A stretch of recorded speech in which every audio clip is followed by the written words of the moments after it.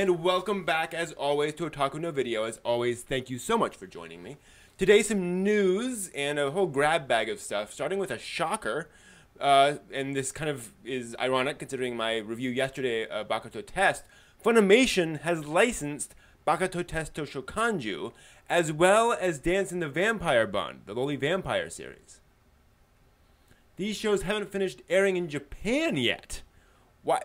What? Funimation's going to start simulcasting both shows, sub-only, this month, as in March. Wow. Awesome, but surprising. And Vampire Bund, I mean, there's a naked loli in there. I mean, I'm not quite sure how they're... we'll see, but good. And two shows that are definitely worth getting out there. At this point, almost everything's simulcasting. It's amazing. Anyway, also news from recently, sort of a follow-up. Nick Simmons, the author of Incarnate, has written an official response to the controversy over the comic images that he drew that look suspiciously similar to various images from Bleach.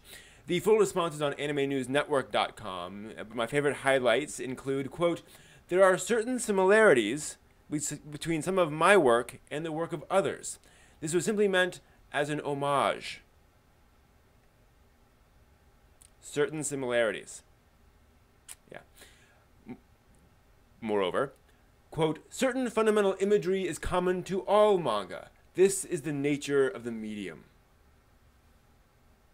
No.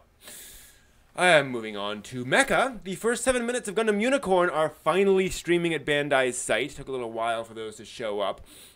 Go to extr.b- I'm just going to put up the URLs. You can read it. Don't bother. Just go to this URL. And it starts off with some very interesting sort of plot bits and a mobile suit battle. Well, the first half of a mobile suit battle, then they fade away. But it does look very good, you know, well animated, all that kind of stuff. And it's just nice to see, you know, Gundam Mecha stuff again. It drops March 12th, I believe, is when the first episode comes out. So pre-order on Amazon. For those interested in the Christopher Handley case, he was the guy who had a bunch of loli hentai manga like delivered to his home and was prosecuted for it.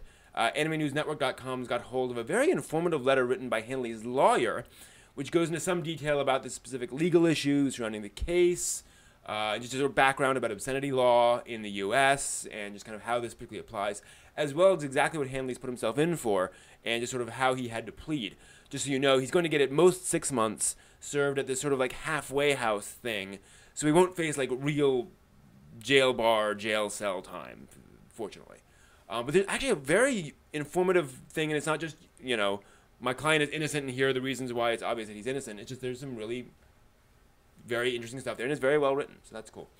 Finally, in completely different news, My Miracle, which is a recent Ghibli-esque film by Sunao Katabuchi, has won several prestigious awards at France's Festival Ciné Junior and the Brussels Animation Film Festival, aka Anima. My Miracle has been getting a lot of critical praise for being basically a Studio Ghibli-style movie without Studio Ghibli being involved, and folks saying, hey, other folks can do this too. Let's do good film. Hey.